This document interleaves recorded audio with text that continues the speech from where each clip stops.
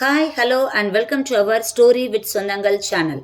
இன்னைக்கு நம்ம பார்க்க இருப்பது வீரயுக நாயகன் வேல்பாரி எபிசோட் 1. மூக்கை விடைத்தபடி பாய்ந்து கொண்டிருந்தன குதிரைகள்.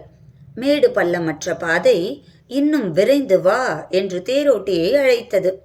தேரை ஓட்டும் ஆதன் குதிரையின் கடிவாளத்தை சுண்டியபடி வேகத்தை மேலும் அதிகப்படுத்தினான். அதிகாலையில் இருள் களையத் தொடங்கிய போது இவர்கள் புறப்பட்டனர். அருக நாட்டை ஆளும் சிறுகுடி மன்னன் செம்பனின் தென் திசை மாளிகை அது. அங்குதான் நேற்றிரவு தங்கல். அதுவரை தேரை ஓட்டி வந்தவன் நாகு. இனி அடற்காட்டு பகுதியில் பயணம் இருக்கும். இந்த நிலப்பாதையை நன்கு அறிந்த தேரோட்டி இவனது பெயர் ஆதன். நாளை இவன்தான் உங்களை அழைத்துச் செல்வான் என்று கூறி வணங்கி விடைபெற்றான். புறப்படும்போது நாகுவிடம் ஆதன் கேட்டான், இவர் யார்? மன்னரின் சுற்றத்தாரா? இல்லை, இவரின் அடிமை நான் என்று மன்னர் என்னிடம் கூறினார். பதில் கேட்டு ஆதன் நடுக்குற்றான். சற்று நிதானித்து, அப்படியென்றால் ஏன் தனியாக வந்திருக்கிறார்? உடன் பாதுகாப்புக்கு யாரும் வரவில்லையா? பெரும் படையே புறப்பட்டது என்று சொன்ன நாகு சற்று குரல் தாழ்த்தி, முதலில் தேரை ஓட்ட வளவனின் இருக்கையில் ஏறி அமர்ந்ததே மன்னர்தான். இவர் ஒற்றை சொல்தான் சொன்னார். எல்லோரும் நின்று கொண்டார்கள். நான் மட்டும் அவரை அழைத்து கொண்டு வந்தேன். சொல்லிவிட்டு புறப்பட தயாராகும் போது ஆதன் மீண்டும் கேட்டான், மன்னர்களை ஆளும் இந்த தெய்வத்துக்கு தனித்த பெயர் எதுவும் இருக்கிறதா? பெரும் புலவர் கபிலர். ஆதன் இரவு முழுவதும் தூங்கவில்லை. பதற்றத்திலேயே இருந்தான். பொழுது விடிந்தது. தூக்கமின்மையை காட்டிக்கொள்ளாமல் உற்சாகமாக குதிரையை பூட்டி தேரை தயார் செய்தான். மாளிகையிலிருந்து கபிலர் வெளியேறி வந்தார்.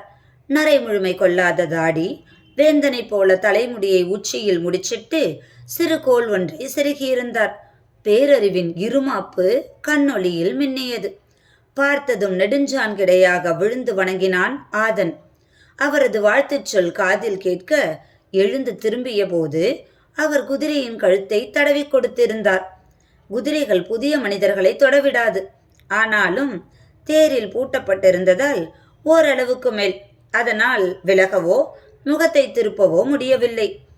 மயிலும் குதிரையும் தனது மொத்த அழகையும் நீண்டு திருப்பும் கழுத்தில் வைத்திருக்கின்றது என்று சொன்னவர் சிரித்த முகத்தோடு தேரில் ஏறினார். ஆதன் மிக திறமையான தேரோட்டி. பயணத்தின் அதிர்வு பசுந்தூள் மெத்தையை கடந்து உடலில் உணர முடியாதபடி தேரை செலுத்துவான். அவன் நினைத்ததை விட வேகமாகவே வேட்டுவன் பாறைக்கு வந்துவிட்டான். அருகில் வந்ததும் வேகத்தை குறைக்க கடிவாளத்தை இழுத்து நிறுத்தினான். கடிவாளத்தில் இருக்கும் பூண் எழுப்பிய உலோக ஒளி தனித்து மேலெழும்பியது. தலை தூக்கி பார்த்தார் கபிலர். எதிரில் இரு சிறு குன்றுகள், அதற்கு பின்னால் அடுக்கடுக்காக மலைத்தொடர்கள். அதன் உச்சி வெண்மேகத்துக்குள் மறைந்திருந்தது. மேலெழும்பிய உலோக ஒளி மலையோடு மறைந்தது. ஐயா, இதுதான் பச்சை மலைத்தொடரின் முன்னால் இருக்கும் வேட்டுவன் பாறை. இந்த வழியாகத்தான் பாரியின் பரம்பு மலைக்கு போக வேண்டும் என்று கேள்விப்பட்டிருக்கின்றேன். கபிலர் வண்டியை விட்டு கீழே இறங்கி பார்த்தார். கண்ணு கெட்டும் தூரம் வரை மலை விரிந்து கிடந்தது. நீர்வற்றிய காட்டாற்றை கடந்து வேட்டுவன் பாறையில் பாதி ஏறுவது வரை ஆதன் நின்று பார்த்து கொண்டே இருந்தான். இதற்கு முன்னால் பரம்பு நாட்டுக்கு போனது கிடையாது. பாதை எவ்வளவு தூரம் இருக்கும்? துணைக்கு யாராவது வருவார்களா? போய் சேர எத்தனை நாட்களாகும் என எதுவுமே தெரியாது. தன்னந்தனியாக எந்த தைரியத்தில் இந்த அடர்வனத்திற்குள் இவர் போய்கொண்டிருக்கின்றார்? ஆதனுக்கு வியப்பு குறையவே இல்லை. வேறு வழியின்றி அந்த இடத்தை விட்டு புறப்பட்டான். உச்சி வெயிலிலும் ஈரக்காற்று வீசியது. குன்றின் சரிவில் போய்கொண்டிருந்த பாதை சற்றே வளைந்து மேல் நோக்கி ஏறியது. பாறையிலிருந்து சரிந்து கிடக்கும் வேர்கள் கைப்பிடிக்க வாகாக இருந்தன. கபிலர் வேரை இறுக பிடித்து விசை கொடுத்து மேலேறிய போது தனக்கு வயதாகிவிட்டதை உணர்ந்தார். உடல் வேர்த்தது. மூச்சு வாங்கியது. நடையின் வேகத்தை சற்றே குறைக்கலாமா என்று யோசிக்கையில் கால்கள் நின்று கொண்டுதான் இருந்தன. சிறிது இளைப்பாரி மீண்டும் நடந்தார். இடப்புறம் கீழே நீர் வற்றி கிடக்கும் காட்டாற்றின் அழகை பார்த்தபடி ஒற்றையடி பாதையை நோக்கி கண்களை திருப்பினார். செடிகளுக்கு இடையில் ஏதோ உருவம் தெரிகிறதே என்பதை உணர்ந்தவர் மீண்டும் கீழே உற்று பார்த்தார். இவர் நடக்கும் பாதையை நோக்கி ஒரு இளைஞன் கையில் வேல்கம்போடு சரசரவென மேலேறி வந்தான்.